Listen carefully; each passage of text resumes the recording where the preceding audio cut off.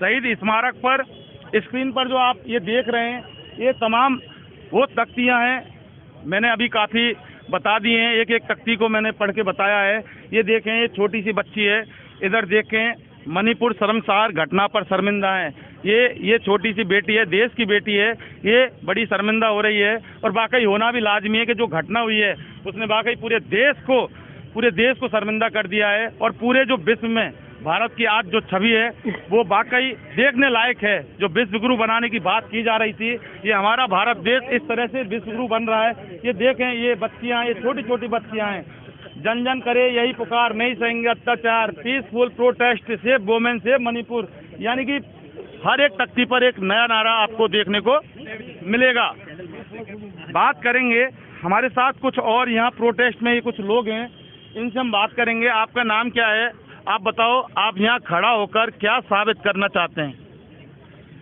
मैं राजस्थान प्रदेश Congress committee minority का chairman हूँ, कांग्रेस का।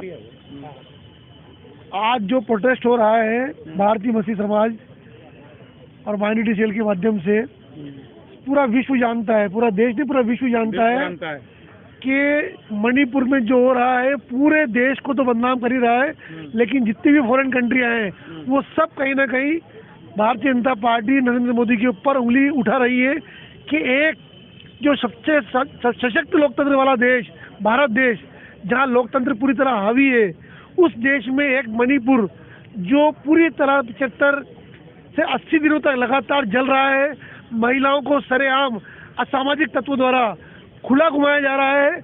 और उसके बाद भी FIR में मात्र 2 लोगों को गिरफ्तारी भी होती है तो 70 दिनों बाद होती है।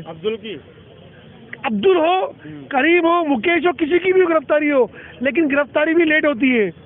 और उसके बावजूद आप ये देखें कि मणिपुर में पहली बार ऐसा हुआ है कि आर्मी ने ट्विटर में लिखा है कि हम जब किसी को प्रोटेस्ट करने के लिए मना करते हैं, हिंसा करने के लिए मना करते हैं, तो लोग हमारा रास्ता रोक लेते हैं। कृपया केंद्र सरकार इसमें हस्तक्षेप करे। तो ये पहली बार हुआ है कि आर्मी ने ट्विटर किया है, आर्मी ने पहली बार ट्वीट किया है। केंद्र सरकार को चाहिए कि जिस तरह पूरा देश मणिपुर की तरफ देख रहा है, मणिपुर के साथ खड़ा है, नरेंद्र मोदी को भी मणिपुर के साथ खड़ा रहना चाहिए। संसद भवन के बाहर आकर सिर्फ मीडिया के सामने ये बोल देना कि मेरा मन दुखी है, या सभी का मन दुखी है, लेकिन आप हमारे मुखिया हैं, देश के मुखिया हैं, आप जातिगत दलगत राजनीति से ऊपर उठकर बात करें। ये देखें कि इंसानियत क्या कहती है। आप वोट बैंक की राजनीति ना करें। वहाँ पर जो हो रहा है वो वोट बैंक की राजनीति की तहत हो रहा है। जैसे हमारी बहन ने कहा कि कोई भी CM का इस्तीफा कैसे फाड़ सकता है। मैं आपसे पूछता हूँ, आपका माइक और एक आम आदमी कैसे छीन सकता है? ये सब पॉलिटिक्स के माध्यम से हो जा रहा है, जिससे कि एक समाज को दबाया जा सके और एक समाज को उभर के लाया जा सके, जबकि ऐसा नहीं होना चाहिए। इस देश में सर्वधर्म समाज के लोग रहते हैं, हिंदू भी रहते हैं, मुस्लिम भी रहते हैं, क्रिश्चियन भी रहते हैं, ईसाई भी रहते हैं, बौद्ध भी रहते हैं। ये देश बरसों बरस से मिलजुल कर अपने 30 त्योहार मनाता आ रहा है, लेकिन जब से केंद्र में मोदी सरकार आई है, सिर्फ और सिर्फ एक ही काम कर रही है कि लोगों के बीच में खाई खोदना और इस तरह मणिपुर जैसे घटनाक्रम पैदा करना, ताकि और स्टेटों में अपकमिंग इलेक्शन वाली जगहों पर इसका इफेक्ट जा सके। सरकार आ जाए बीजेपी की, बीजेपी के ऊपर कुछ नहीं। आप ये बताएं कि अभी इन्होंने कहा कि कई देश उंगली उठा रहे हैं मोदी जी के ऊपर, लेकिन मोदी जी ने तो संसद के बाहर बोल ही दिया ना कि मुझे तो पीड़ा हो रही है, उंगली उठाने का तो सवाल पैदा ही नहीं होता। उनकी पीड़ा को क्या चार डालें क्या? उनकी पीड़ा को क्या चार डालेंगे? 28 सेकंड का आपने एक आके दे दिया बाहर, 36 सेकंड का जो दे दिया आपने स्टेटमेंट, और कह रहे 140 करोड़ लोग शर्मसार हैं 78 दिन बाद। नहीं, हम क्यों शर्मसार हैं? शर्मसार है आपकी सरकार। आप सरकार में दिल्ली के अंदर, और आपकी भाजपा की सरकार है। 80 दिन तक आपने मणिपुर को जलने दिया, और वहाँ का गवर्नर और वहाँ का मुख्यमंत्री ये बात कह रहे हैं कि हमने बार बार ऊपर रिपोर्ट भेजी कि मणिपुर जल रहा है, जल रहा है, जल रहा है, मर रहे हैं लोग। मणिपुर के मुख्यमंत्री ने कहा कि ये एक घटना नहीं है जो 2 बच्चियों को नंगा करके वहाँ पे बलात्कार किया गया, सैकड़ों घटनाएं उन्होंने कहा।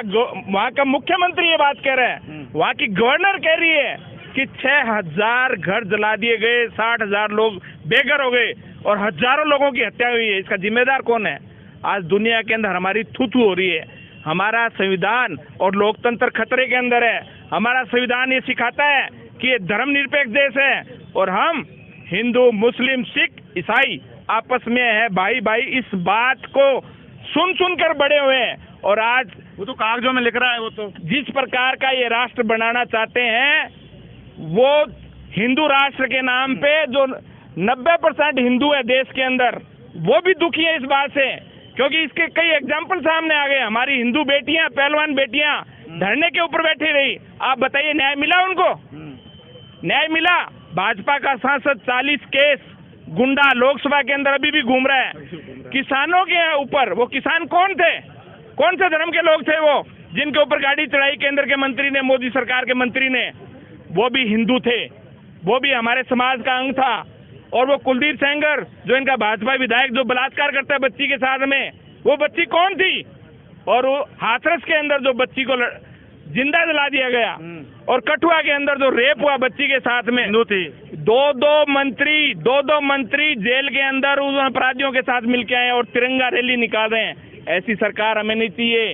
ये गुंडों की सरकार है। अटल बिहारी वाजपेयी जी कहते थे, बिल्कुल सही कहा था उन्होंने, कि पहले जब इन्होंने गुजरात के अंदर ये फार्मूला लागू किया और उसी को देश के अंदर लागू करना चाहते हैं। अटल जी ने कहा था कि राज धर्म निभाइए मोदी जी, राज धर्म। आज पूरे देश को हिंदू राष्ट्र के नाम पे हिंदू नहीं चाहते, जो घरों में असली हिंदू बैठा है वो नहीं चाहता इस प्रकार के रक्त रंजित जो हमारा देश हो। जगह जगह इन्होंने दंगे करके लोगों को जलाने का काम पहले पंजाब में किया इन्होंने। अब ये बताइए कि आप इस चीज का कोई अंत होगा कि इसी तरह से ये चलता रहेगा, और किस तरह से हमारा हिंदुस्तान बचेगा, हमारा भारत बचेगा, हमारा इंडिया बचेगा? इस देश के नागरिकों को जागरूक होना चाहिए और उनको सोचना चाहिए कि ये लोग सत्ता की खातिर हमें झूठ जुमलों से गुमराह करके पूरे देश को तो बेच दिया। इस देश को बनाया किसने? आपके बुजुर्गों ने, मेरे बुजुर्गों ने, और उन बीजेपी के जो बुजुर्ग हैं, बीजेपी के लोगों ने भी इस देश को बनाया है। एक एक संस्था खड़ी की थी, सुई तक नहीं बनती थी। इन लोगों ने क्या किया? आजादी जब इस देश को मिली, इन्होंने उंगली कटाई किसी? आप बता दिए, कोई स्वतंत्रता सेनानी है इनमें? आज देश के अंदर देश के लोगों को गुमराह करके ये लोग सत्ता में आ गए हैं और देश के हर वर्ग को इन्होंने परेशान करने का काम किया है। मैं इसकी घोर भर्त्सना करता हूँ, नरेंद्र मोदी से इस्तीफा मांगता हूँ, इस मुद्दे पे इस्तीफा दें। देखिए, आरोप प्रत्यारोपों का सिलसिला ये चलता रहेगा, और जो चीज़ है और जो सामने देखी जा रही है उनको ये चहल बोल रहे हैं, बता रहे हैं। लेकिन बात सबसे बड़ा जो आज का मुद्दा, आज की बात, इधर बरसात भी पड़ रही है, ये लोग जो खड़े हैं, मणिपुर जो घटना हुई है वो सैकड़ों घटना हुई, हजारों घटना हुई, बहुत सारी घटना हुई, लेकिन कुछ घटना जो सोशल मीडिया पर वायरल होकर एक आम इंसान, एक आम भारतवासी, एक देश के नागरिक तक जब पहुंच गई है, तो कहीं ना कहीं होकर मुद्दा बहुत बड़ा है। और बेटियां दहशत में, महिलाएं दहशत में, बहनें दहशत में, उनके भाई दहशत में, बेटियों के पिता दहशत में, और पत्नियों के पति दहशत में, यानी पूरा हिंदुस्तान देखा जाए तो पूरा हिंदुस्तान दहशत में, मैं दहशत में, मेरा सहयोगी दहशत में, ये सारे लोग दहशत में। और इस दहशत का जिम्मेदार कौन है बताने की जरूरत नहीं है, लेकिन सवाल ये है कि ये दहशत खत्म कब होगी? सबसे बड़ा सवाल। इन्वेस्टिगेशन मीडिया के लिए मतीश पारिक के साथ शहीद स्मारक से मैं जितेंद्र शर्मा।